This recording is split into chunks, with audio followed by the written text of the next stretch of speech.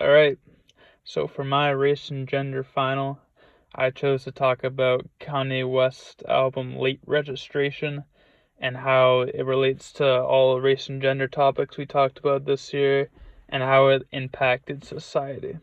So before I kind of go into detail on each song, I think it would be a good idea to kind of give like an overarching view. So Kanye West did an interview with Time Magazine with an interviewer or a writer named Josh Tyron Gill. Sorry if I mispronounced that. But this album serves as an expedition of the stealthy power of Kanye West's storytelling. So this entire album is basically Kanye telling his life story. And he stated that his goal for this album was to touch on topics that people from all walks of life could find relatable while remaining true to himself. So I think this is kind of a key point because a lot of artists in today's society, like Ariana Grande, for example, they have a target audience. So for Ariana Grande, her target audience is teenage girls, usually white. Obviously, there's exceptions to every rule, but that's kind of her target audience. So she can talk about stuff like relationship advice or how to deal with a breakup. And then like another example is Kendrick Lamar. While he's a great artist and I think he had the album of the decade with To Pimp a Butterfly, his target audience is black men. That doesn't mean that, people like me or people like, Miss Rupert or anyone else can relate to that album, but that's the target audience. So I think is important to know that Kanye was trying to have something that everyone can relate to, not just young black men. Okay, so and also before I get started, I'll just talk about how successful it was. So there's some facts that I have here. So the Late Registration debuted at number one on the U.S. Billboard 200, and it sold 860,000 copies. It reached sales of over 3.1 million copies in the United States, and it was certified triple platinum by the Recording Industry Association of America. Also, it won the Grammy that year for Best Rap Album and an Album of the Year nomination, and topped several publications like Rolling Stone, being named Album of the Year for that year, which was 2005. So yeah, that's kind of just like an overarching view. So second point before I go into each song is how did he produce the album? So this is a key point because this was Kanye's second album in his discography. So for those that don't know, discography is just an artist's overarching work. So this was his second album, and his first album was The College Dropout. So that album, it was, I have a quote here. There was Pitchfork.com. It's just a website, did a review on the album. And it talked about how the College Dropout was full of tough horns, jacket soul, and flashes of brilliance. So kind of confusing, but the sound of College Dropout was really similar to the Sound of Music back when it was released, which I believe is 2004. So Kanye West, when making this album, he contacted Jon Brion, who is an American record producer and composer. And this was key in helping Kanye reach a different sound. So on all the songs I'll talk about, for example, Hey Mama. In this interview or in this album review by Pitchfork, they talk about how the song is traditionally purdy, dominated by hand claps and a flittering sample of Donna Lee's Today Won't Come Again, basically a trad Kanye production. And then the Jon Brion redux inserts of Moaning Whitaker, Tin Pin Alley drums, a xylophone solo, and cascading synth coda, all without mucking up the heart in the middle. So I also don't really know what that means, but musically, Jon Brion kind of helped Kanye reach that new sound with his composing background. And so Kanye would have a track. So for example, Kanye would have his track of Hey Mama. Jon Brion would take that track and kind of put in what he knew, and then bang, you have the track. So yeah, I have examples for that for every song. Just kind of like what Jon Brion added in, and I'll talk about that more when I get to the song. So now we kind of have a general basis of the point of the album, how successful it was, and how it was produced. The only thing I have to talk about is how he promoted it. So Kanye is known for his promotion of the album. Obviously, this was back in 2005, and it was only his second album, so he was still kind of an up-and-coming artist at this stage, but as time went on, he's just kind of known for promoting his album. So, for example, one of his albums is The Life of Pablo, which was released back in 2016, and right before that, it was the whole thing about Kanye being a Trump supporter. So, I don't know whether or not he's actually a Trump supporter, but basically he uses this as a way to gain a hype for his album coming out. So, basically, before the album came out, he released certain songs, certain solos. So he released Diamonds, which I'll talk about obviously, with Jay-Z on that first, as a way to kind of gain hype to the album. He had interviews with Dove. He had interviews with on New York radio Hot Station. New York radio station Hot 97. My bad. And yeah, basically, like, he released certain songs at a certain time to gain hype. So I think this is an important aspect of it, because the hype of the album is sometimes better than the album itself. So if the album is really hyped up, people will obviously be more excited to listen to it, and they'll take it more seriously, and they'll be more inclined to like it. So yeah, that's kind of it. And also, just one more fact, I just found one, and on the iTunes store, the album became one of the most pre-ordered titles in the online digital media store's history. So that kind of shows that Kanye did a really good job in promoting his album, because everyone pre-ordered it. Basically, everyone was looking forward to the album. So I think that plays a key role. All right, so now I'll talk about each song or skit. So, this for me to preface this, I got all this information from Genius.com. I didn't get any of this information from what the lyrics mean. Some of them are obvious enough that the average person can know, but most of them I didn't know. So I'll show you the links later. But I got all these from Genius.com. Okay, so the first piece of music on this album is called "Wake Up, Mr. West."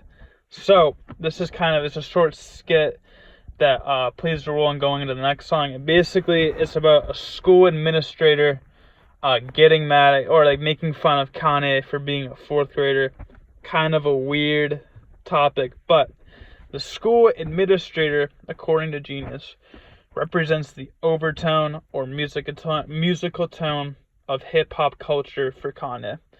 So this stems from The College Dropout, which was his first album, and basically this was a way for Kanye to tell his listeners that he isn't done changing the landscape. So obviously, from The College Dropout to Late Registration, that was changing the landscape and the sound. This is basically saying that this won't be the last time he'll do it. And then in the skit, he talks about carrying a Louis Vuitton backpack.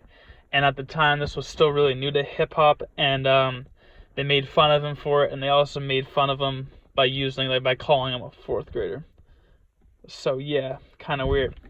Also, lastly, the overtone, or the musical tone that I talked about earlier, this also points at Kanye. It took him serious convincing to get him a rap deal. So back at the time, he didn't have a rap deal with anybody, so Kanye kind of had to be his own advocate. He had to advocate for himself a lot to get his own rap deal. And this was because there was a conception out there, or misconception now, that people thought he could only rap. No, that he couldn't rap, that he could only produce music, because at this stage he was more known for his work as a producer. Before he became his own artist, he produced different albums back in the late 1990s. And to finish off this little skit here, he talks about how none of this is promised. That's going to be a theme throughout the album, about how this can all go away pretty quickly. So that was the first skit. And this leads into the first track of the song, called Heard Him Say. So to start off Heard Him Say, he addresses the misconception that people who live in poverty just need to get a job to fix their situation. So I think this relates to race pretty well, because predominantly, well, maybe not predominantly, it depends on the area, but mostly black men are in poverty, and a lot of people, usually white people, who are in wealth at the time, they just tell them to get a job to be wealthy, because that's what they did. So Kanye is addressing that misconception that it's not about getting the job. Everybody works hard. So it was that's kind of what he was addressing to start. The next point that Kanye touched on is how there was this conspiracy theory out there that he believes in, is that the government administered AIDS. So I don't know if this is true, but Kanye touched on this, and because it's a problem for Black people, AIDS. So I think Kanye was trying to say that the government is out to get Black people, and one of the ways they were out to get them was by administering them AIDS. So obviously relates to race there. And then the next point that Kanye talks about is how he talks about how ministers driving nice cars. So Kanye is a Christian. He's a very religious person. And he talks about how it's kind of ironic that, like a minister of a church drives a really nice car because it's selfish. Because he would expect, a minister of a church to have, like a car that runs, and he can donate the rest of that money to places, that are better than just a car. Next, he talks about how rapping isn't easy, and, in the song he says dreams aren't far. So this is a predominantly Black issue for Black men, because they think that the only way to get out of the hood or to get out of poverty is rapping. And Kanye is just talking about it isn't that easy, because there's a misconception that the dreams aren't that far. There's always that thing where it's kind of like gambling. It's like, oh, you're just one hit away from getting all this recognition and getting all this money and getting all this fame off one hit. So he just basically touches on that, saying that, rapping isn't that easy. He goes on to say that people in the hood have very low expectations. So if someone grows up in, like Lawrence, for example, Lawrence isn't really, the hood of Chicago where Kanye grew up. But around here, at least where I live, I would consider Lawrence, quote unquote, the hood. The people there, they have low expectations. Like if someone doesn't succeed coming from Lawrence or coming from the south side of Chicago, people want to be surprised. And Kanye related this to say that that's why people look up to people who do drugs, because that's what they think their future is. They think that all they are basically are future drug dealers, so they look up to those drug dealers. They get into the business when they're old enough, and then the story goes as it is. Okay. Now Kanye kind of changes the topic, and he talks about how Black people in nice cars are a target for cops. So obviously this relates to Black people being rich, and how, if a Black person works for his wealth and he gets the money and he spends it on a nice car, a white policeman might look at that and like, oh, we have to take that person down. Again, another thing where the police are against Black people. And again, as I talked about in Wake Up Mr. West, Kanye touched on how nothing is guaranteed and doing what's right could hurt. So this is a theme throughout the album, how it can all go away pretty fast, and doing what's right, doing it the right way could hurt the most. He goes on to say that money doesn't necessarily equal happiness, how all the material things that he's gained through his fame isn't really equating to happiness. Which I think that's not even like a race issue. It's just kind of like, that anyone can relate to that. Race or gender is out of the question here, because, like if let's say you're good at math, but you don't like it necessarily, so you go into engineering. You can make a lot of money, but that doesn't mean you'll be happy. So I think this part of the song here kind of relates to how Kanye wanted this to be something that everyone could relate to. So yeah, I think Kanye thought that everyone could relate to that. The second to last point here in this song, heard him say, is that the stress from poverty, or people in poverty, the stress they cause, that causes smoking. So, drugs are pretty, like, they're around a lot in the hood, and he says that the stress from being in poverty causes smoking, and then it's just the whole ripple effect. And lastly, he talks about how his cousin was viewed as unintelligent due to his skin color, which means society is racist. So this is a clear race issue about how, that he touched on this a lot, how people can be viewed as unintelligent if they're Black. And I'm sure that, the woman could relate, just because, as we've discussed in class, women haven't really had the same amount of rights or opportunities as men had, and they might be looked at as unintelligent just because they're women, the same way a young black kid could be looked at as unintelligent just because he's black.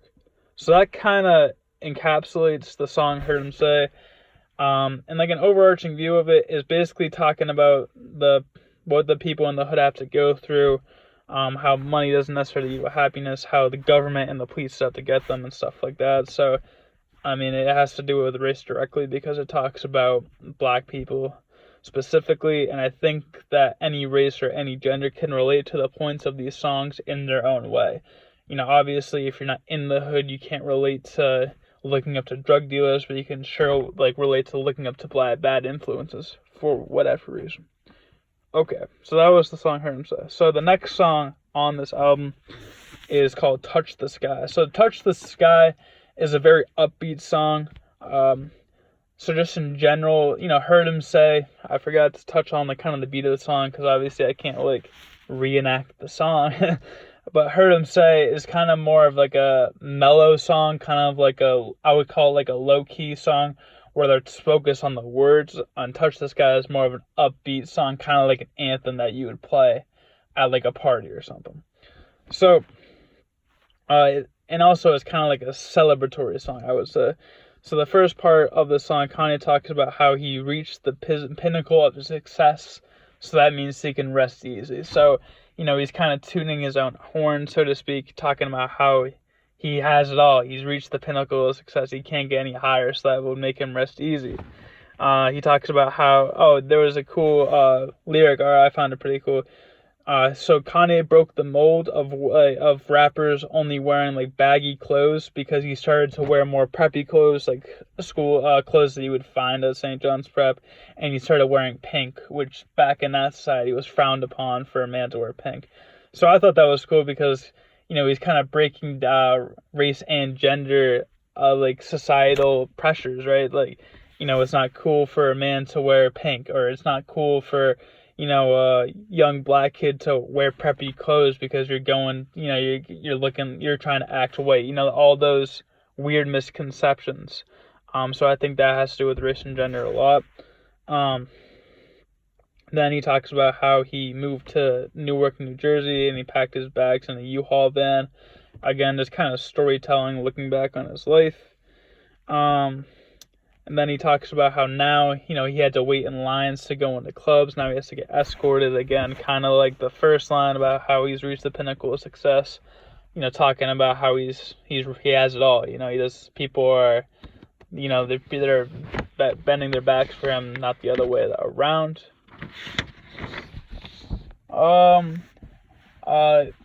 He also talks about how he splurged right after he signed the contract. So as I talked about earlier, how Kanye had to advocate for himself to get his contract. He finally did get a contract with Jay-Z's record brand, Rockefeller. I'm pretty sure.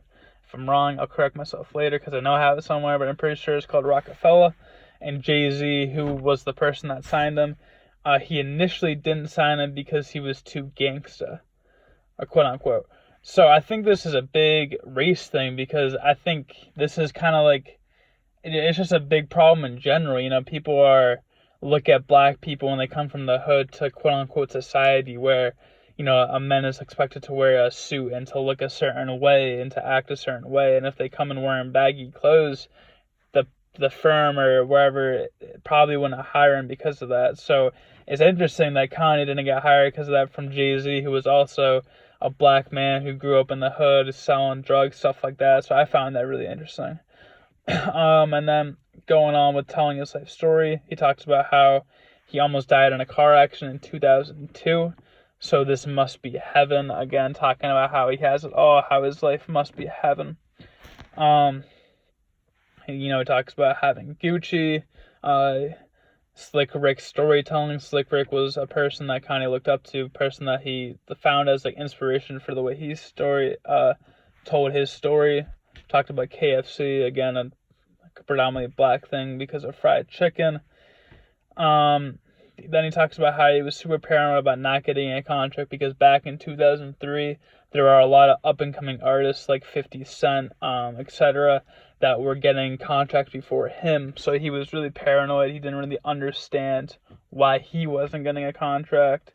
He talked about cough syrup, which isn't like the pharmaceutical term. It's just like it's a term for a southern drink. And then this artist called Loop comes on the track. Loop is kind of just an up-and-coming artist at this time. He worked with Kanye. There was a interesting lyric. It was just a play on words, and there was like a sexual reference there. So again, talking about how he has it all, so on and so forth. And then Loop, the artist, he talked about that line about the sexual reference, and then he was showing off the stylist, talking about his clothes, talking about his car. And then Kanye comes back on the track and finishes the line with how he's on top of the rap game. So overall, Touch the Sky, as I said, it's a really upbeat track, and it's more of a celebratory track about how much success Kanye has, how his life is heaven, and also talks about some other stuff about race and gender, how he broke the mold of black people not wearing baggy clothes, how he was the first person to wear pink, first person to wear preppy clothes. And yeah, that's about it for Touch the Sky. So, the next song on the album is called Gold Digger.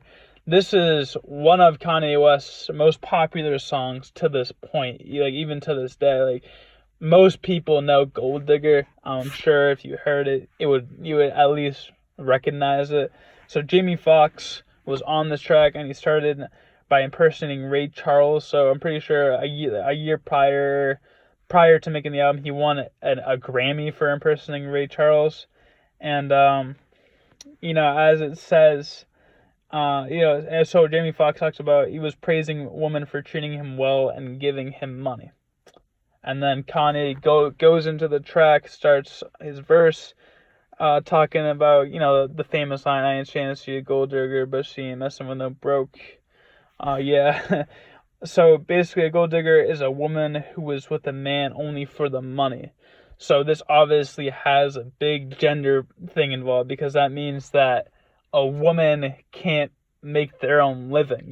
They have to rely on the man to make that own living. And then from a man's perspective, if you have a gold digger, then you have to be cautious. It's a whole thing, but I think it's more about how women can't make their own living, how, they have to go around like sleeping with everybody to try and get pregnant, so then the man has to give them money, and so on and so forth. So after that, there were a lot of sexual references, as I just talked about how a woman, can like say she's on birth control, for example, but she's not, and then she gets pregnant, which means that they have to change, that the man has to pay child support, or they get divorced, and it's a 50-50 split, and then the woman makes money. So that's kind of what Kanye was talking about. Also, I found it interesting that in the song he talks about how he went to a beauty salon to meet a girl. So the Genius article I was reading compared it to like someone joining like yoga and meeting a girl. So I found that kind of breaking the mold a little bit, doing something feminine to try to meet a girl. He also talks about how like black people in general are materialistic, and in this specific song, how women are materialistic. So he had a line about how a woman buying a Louis Vuitton bag instead of caring for her child. So again, kind of adding to the conception that women only care about material things, only care about money, and they don't care about like their livelihood or their kid. I found that interesting. Kanye talked about how he was hunting for a dream girl because he doesn't want to spend the money. Again, I can unpack the gender thing, how, men are supposed to pay for the woman, and how Kanye was afraid that if he, went out with too many women, that he would have to pay for them. I found that interesting. There was a line, mentioning some other women about their body parts, and I found it kind of demeaning, because it just kind of is demeaning if you call someone out like that. I don't know. I didn't do any research on the fallout of it, like if one of the women mentioned in the song was like upset about it or anything. I personally found it a little bit demeaning. Um, he then talks about how, oh, okay, yeah. So basically, there was in the song like there was this one specific woman that was talked about or mentioned over and over, and he talked about how she had like sexual sex with like other rich people, and how, you know, like if you get her pregnant, how, as I said before, I had to pay childhood. If you get divorced, give half and half. You know, you have to give the woman a nice car. And then the last point that he makes is that money doesn't equal success. I found that very interesting. And then he talks about how it could be contradictory. So he ends the song with saying that you know, the man will leave you for a white girl, saying that honest people get screwed. So that, yeah, that kind of caps off Gold Digger. So overall, there's so much to unpack here about how, you know, like women are only interested in a man for money, meaning that they can't make their own livelihood, and then also how they'll do anything to be able to get pregnant to, you know, live off the man, and if they want a divorce, they get half of his money, all of that stuff. And then from a man's perspective, Kanye felt that he was like forced to pay for everything, how he couldn't really talk to any of the girls because of the money involved. So yeah, that kind of caps off Gold Digger. So now we go into skit 1. So this one is before the song Drive Slow. So it talks about driving. I think you could guess that one. And this is the start of Kanye creating a frat. So there are 4 skits in this album, and all of them are talking about this one frat. So this is kind of how him relating this first, and creating this first frat. That's about it for skit 1. So the next song is called Drive Slow. So the first few lines are affiliated with the Black Stone Rangers, and this is a gang that Kanye, he wasn't a part of it, but he was affiliated with it, so he would so they would protect him. So he obviously, Kanye grew up in the south side of Chicago, so, you know, there's a lot of gangs going on there. So I believe that Kanye just did this so that one specific gang can kind of protect him from anything else, so he doesn't have to worry about his life or about his family getting killed because of gang-related things. Then there was talks about like these jackets or hats. They were called like Bulls jackets because, you know, back in the mid to late 90s when Michael Jordan had his 2 three-peats, the Bulls were massive in Chicago, and, you know, they had jackets, and this symbolizes gang affiliation. So I found this interesting because it's almost like a social status sort of. You know, if you wear, you know, like I would compare it to like in California, you know, if you wear red, you're part of the Bloods. If you wear blue, you're part of the Crips. So I found that interesting. And this basically entire song talks about young black men growing up in poverty, having to join gangs. Then he talks about stolen radios. So again, talking about young black men usually trying, you know, having to steal radios, and he talks about like the process of stealing those radios. I found that pretty interesting. He was dreaming of a car, specifically the Chevy Caprice. So again, you know, like in like poor black communities, a car is sort of like a status symbol. So if you have a really nice car, it's kind of like almost you made it. So a lot of black kids growing up, especially in gangs, have like a certain dream car, and Kanye's was a Chevy Caprice. And then he talks about how his friends, he had a friend and his father died, and he gained a lot of money from that, and so from the gaining of the money, he became like one of the more popular kids in schools because, like, you know, if you have money, you have status at that school. And Kanye used this as a way to show that money wasn't a happiness. And the way he showed that is how his friend hit a girl driving a nice car. He was going like 80 miles per hour down a freeway, and he hit this girl. So he kind of used that as a way to show that money doesn't signify happiness. and the friend's name was Molly, and Kanye wanted to use his friend's Molly's car to have sex, because at this point Kanye was done with the whole like flirting thing. He didn't want to have to work for a relationship. He just wanted to kind of have sex, and Molly warned him about this because he was talking about how like that's not such a good idea. You can get yourself like caught up in stuff if you do that, and it ended up where Molly, Kanye's friend, had an unexpected child.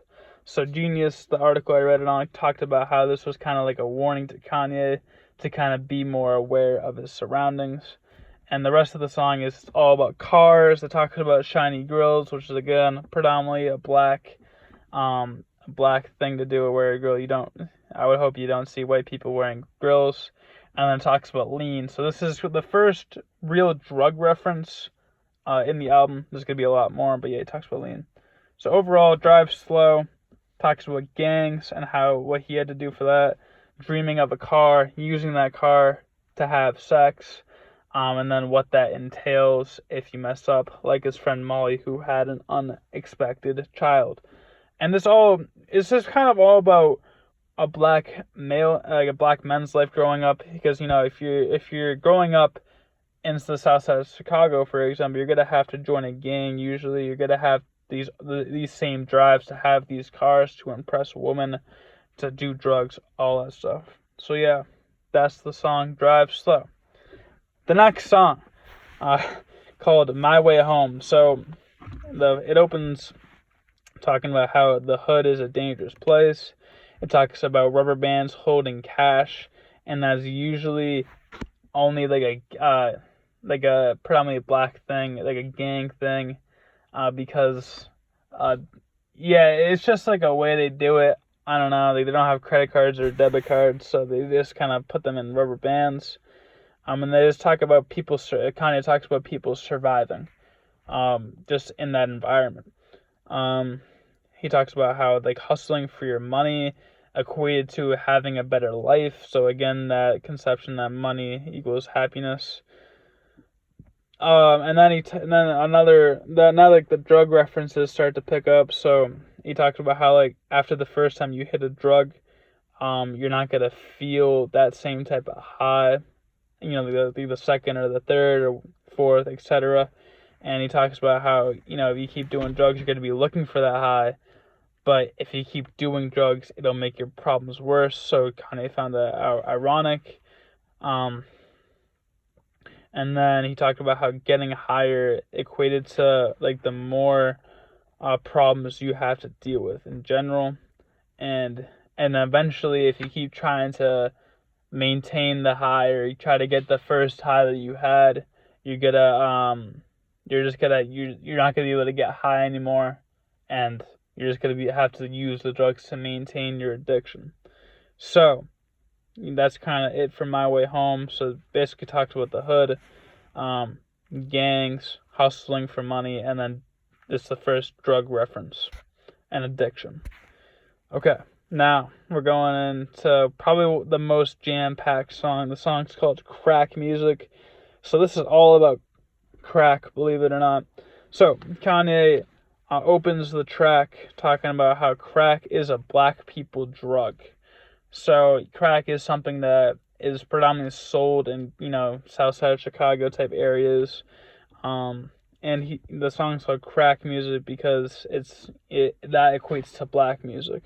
Obviously a gender thing, how this is supposed to be black music, but I would take that as I think any race can kind of relate to this. Maybe not like the crack part, but just having like an addictive thing. It doesn't have to be a drug. Like me personally, I can get like addicted to like chewing gum or something, like something pretty small. So I think anyone can relate to that.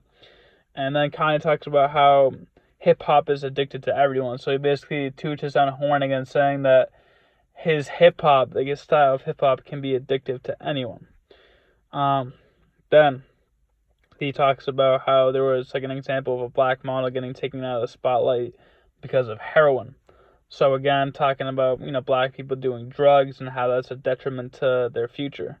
Then there was he had a line about how when crack entered the community of Washington, D.C., the murder rates rose. He had like a kind of like a not a funny line, but like an intellectual line using Merrill Lynch, the clothing brand, as a way to like say that people were getting lynched in the South, obviously black people. So again, another race thing. And then in the hood, he talked about how people's like money, their economic status depended on crack. So you have to obviously make the crack and then sell it. That's how people made their money. And then Kanye talked about, kind of sad, he talked about how music is the only thing that can make him happy because of all these problems going on in the society he grew up in. He talks about how heroin is used by trauma victims. He compared cooking and selling crack to music, so he compared like cooking to like the beats of it, selling to like the lyrics, stuff like that. He had a nice cocaine reference where there's like a thing apparently where like if the cocaine's good, it'll make your mouth numb, and he compared that to people reciting his lyrics, and he took it as like if you recite his lyrics, it means that his music is good. Then he talks about how people without fathers, so again, another like a black male thing where, especially in communities that are in poverty, I would say most grow up without a father, and how they get lost in the system, and they go to jail for acts like stealing food. Then he says that white people want to kill off minorities, so again, jam-packed race thing there about white people basically going back to slavery. He talks about how politicians distributed crack to raid the cities of the poor. So similar to earlier when I talked about how the government administering AIDS, this is interesting because he thinks that politicians distributed crack to have it be the downfall of the poor. He talks about baking soda being used to increase crack. He talked about the Vietnam War and how returning soldiers weren't getting any jobs, and this caused them to have bad drug habits because of their PTSD. And then he talks about Jay-Z, how he also, cooked and sold crack, and he turned into the president of Def Jam, so kind of like a feel-good story there. He talked about how he had like all of this firsthand, he basically said that like this is all true because he knows it all firsthand since he grew up in Chicago. Turn the page real quick. And then Malik Yusef comes on the track, another up-and-coming artist, and he basically asked God to help the world with addiction. So basically, like, we can't do anything, like us humans can't do anything about it. So he has to ask God. And then he says that crack dealers feel bad because they're kind of fueling the fire of addiction. So yeah, they talk about how Kanye's music is as addictive as crack, something I said before. They talked about how black people provide white America with addictive music so black people can make money.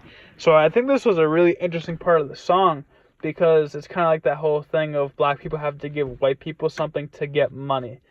I found that really interesting. It's jam-packed, like with slavery, you have to give them 7 years of work to be free to be a person. And then the last part of this was black people will take back what white people took from them. So kind of like white people wanted to kill the minorities, similar to that. So overall, crack music, this kind of talks about how addictive crack is and how they can't really deal with addiction. And there's problems with white America. Okay, this is going longer than I thought, but we will keep going. The next song is called Roses. So this is kind of a tribute to his grandma that passed away.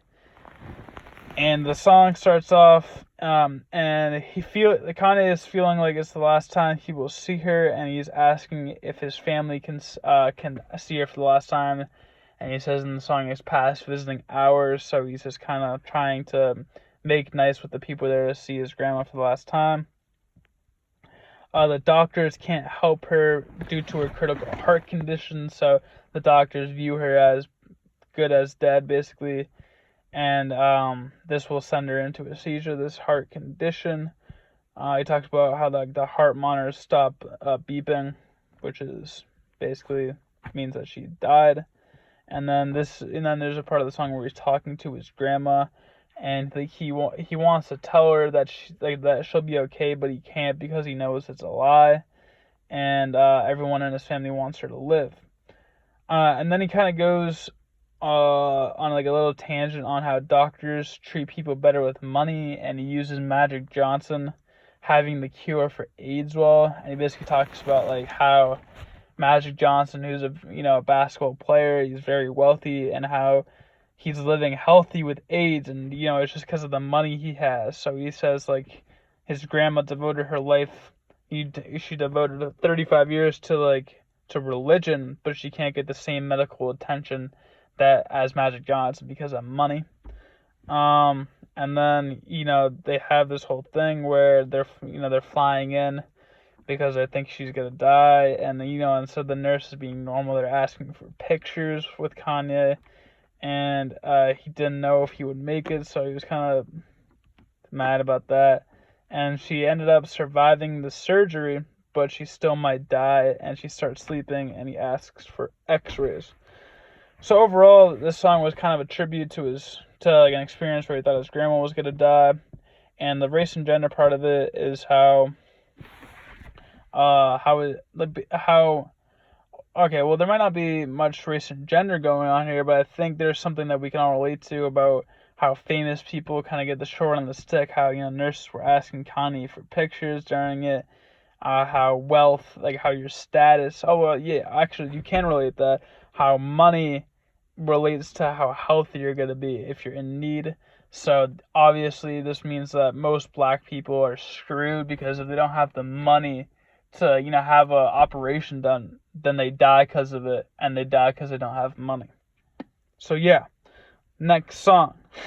This is going way too long. Next song is called Bring Me Down.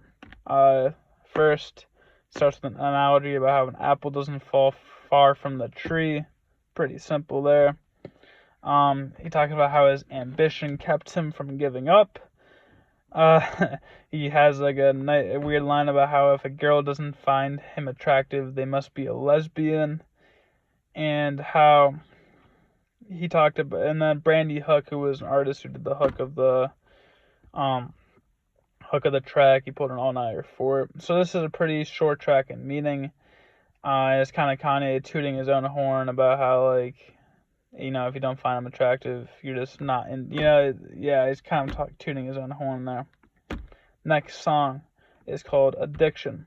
So this song talks about the three elements of addiction, which he says are woman, money, and weed, and he talks about how Kanye fell victim to all of these. He talks about the desire to engage in the addiction always occurs, kind of like meth and cocaine, and for Kanye, this version of that was woman. And then at the end of the track, he has a weird stanza on wanting to have a threesome, but he was too nervous to say it. Kind of weird. I found it weird, but it's all good.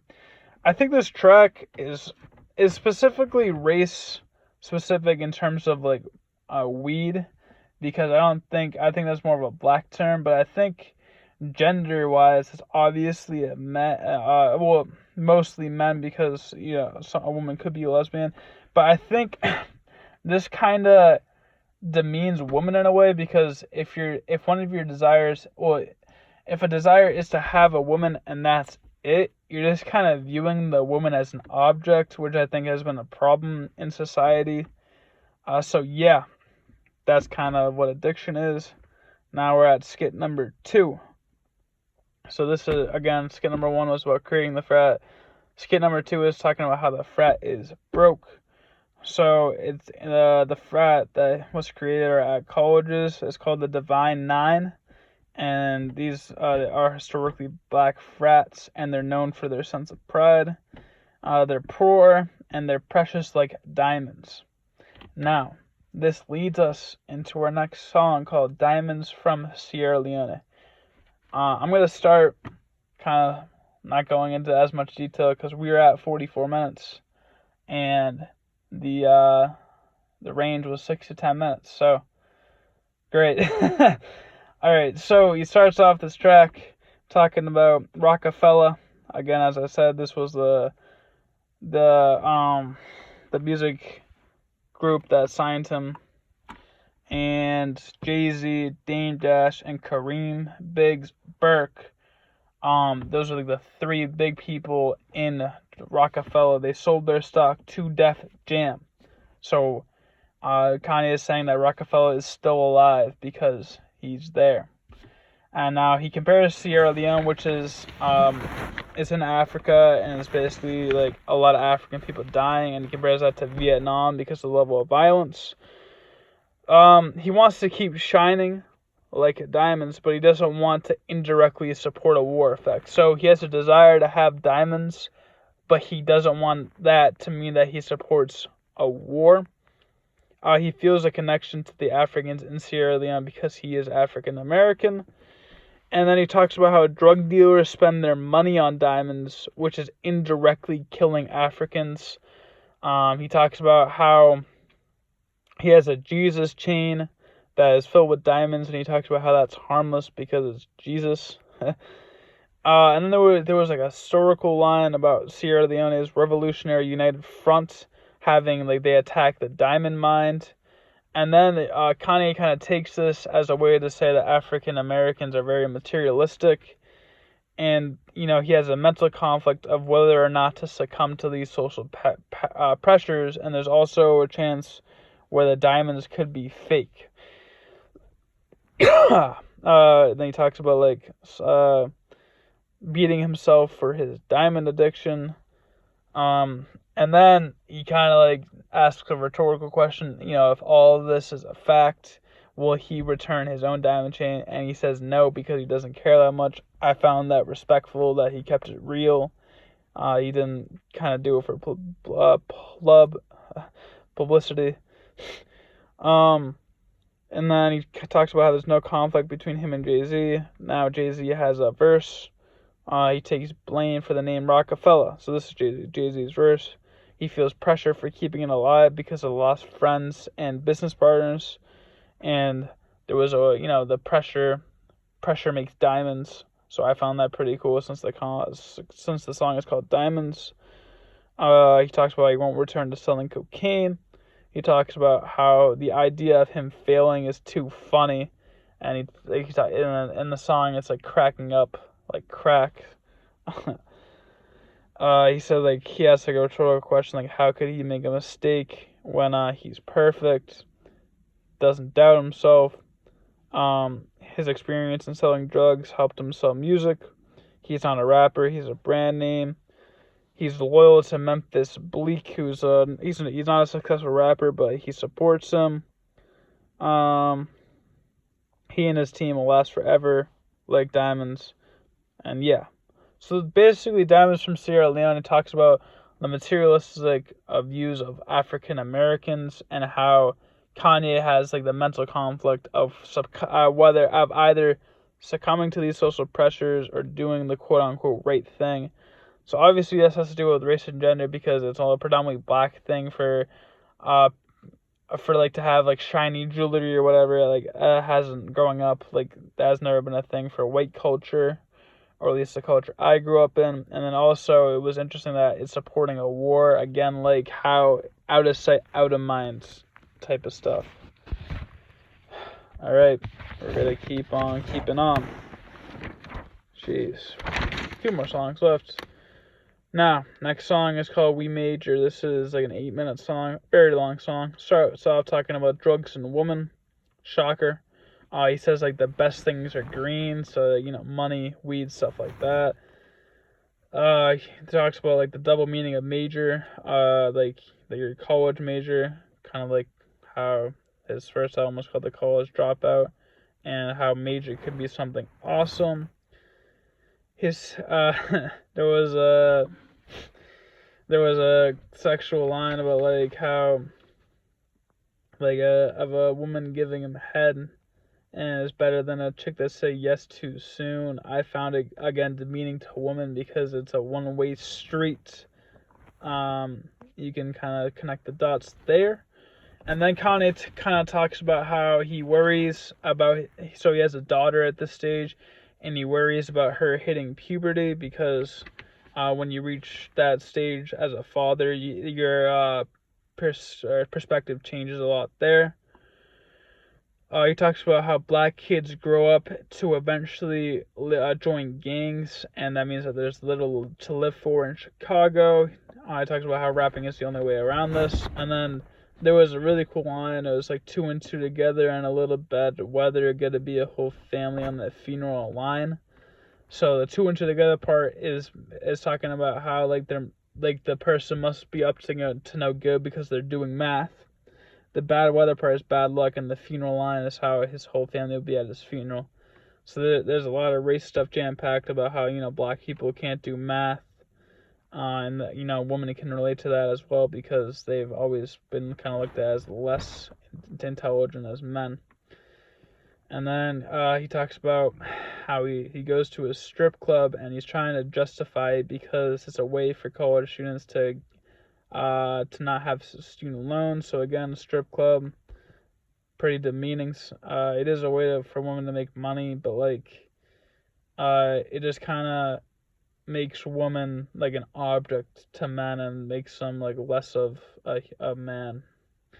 And then Nas, another rapper, he has his verse, talks about his interest in rapping. He's rapping about, and then he has like a conflict about like rapping about either like women, cars, or money, or should he rap about like educating people on the struggles of black men. He talks about how Kanye is Jay-Z's prodigy, like kind of supposed to follow Jay-Z. He talks about people are still buying like BS music, even though he puts his heart and soul into it, like how he dumbed down, like how like music is dumbed down. So overall, We Major, very upbeat song.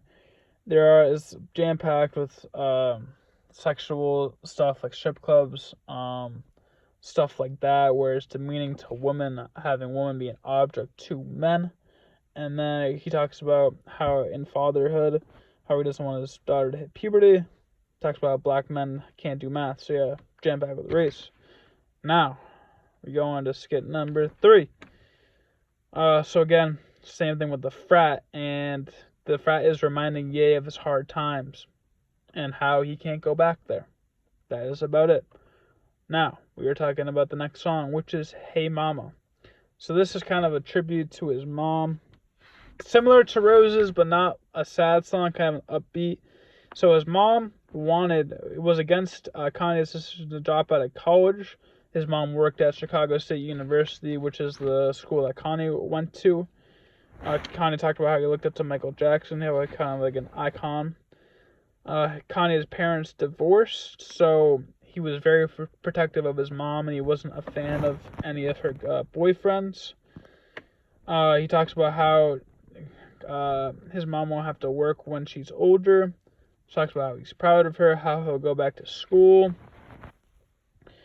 And then his mom obviously told him to go back to school, and he compared her to poverty. Oh no, not poverty, to poetry. My bad. Which he has in a high regard. He bought her a Mercedes Benz, and in the song he like uses it as like a type of drug called a benzo. And eventually his mom worked as Kanye's manager. So I think like race and gender wise, I think any gender can relate to this because kind of like the pressure to like make your parents proud, to show that like their work has paid off and how like you can live on your own. That's what this song kind of talks about. On to the next one, called Celebration. So this song is about celebrating his new son. There's a weed reference. Big shock there. There's a nice like sexual reference, how his son will have we'll just say, I don't know how to say this. Oh, they got like a good package. We'll say that's weird, but whatever. And he says like his son will be like him, so kind of similar to the whole album of Kanye like backing himself. He talks about I guess expensive champagne, specifically crystal champagne, and how it's celebratory because of the birth of his new son. So I think that there are some like gender parts of it about the whole like package thing. That's a whole other thing about different races. I think you can connect the dots there. We're at 55 minutes. I'm sorry. Yeah, but and it's obviously race induced about weed. So yeah, now we go into skit number 4. So now this is when Kanye gets kicked out of the frat, and yeah, he got kicked out of the frat. That's what happened. And now the next song, apparently, surprisingly, is called "Gone." So that's basically saying that he's gone from the frat. Starts out with calling someone a loser. Then there's like a weird thing that black people talk during movies. Weird misconception there. It talks about how women want to buy like expensive stuff, and specifically like a woman wanted Kanye to buy her an expensive stone, and Kanye told her that the only thing that she will get is Ruby Tuesday. I found that funny. Then he says it'll cook in the summer and the winter. So there was some stuff to unpack here. So cook, either the cooking cocaine. Summer was the time that people usually release music because like heat, the song's heat, and then winter is a cold time. Winter also means cocaine, and he's kind of saying that he's working both during winter and summer. He talked about how his friend got an STD. He warns other rappers about dissing them. Again, talk about how he's viewed as a producer, not a rapper. He talks about Calgon, which like makes bathing projects, and how like a bubble is known as a close relationship. And if like you say like, oh yeah, we used to bubble, that means that person's dead. One of his friends got sentenced to prison for shooting somebody for 20 years. He talks about how he's ahead of his time, just like how the music he makes is ahead of his time, which is true. Doesn't want to go back to his childhood, and he can't believe that he has this much money. He talks about his label, Good Music, which was made in 2004, and some people that are on there are like this music group called Common and John Legend. He talks about how he won't sell out, and then again how he got out of the frat.